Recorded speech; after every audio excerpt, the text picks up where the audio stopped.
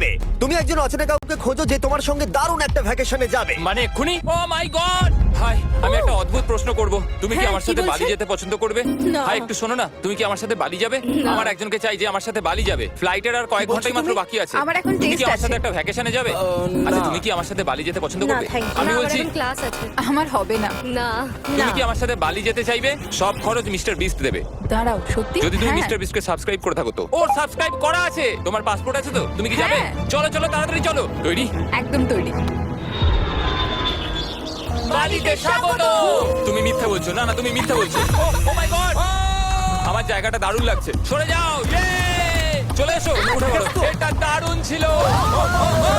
ও মাই god, ও মাই god, ও মাই god. আমি খুবই excited. ও মাই god, এগুলো তো দারুণ। করে নেবে।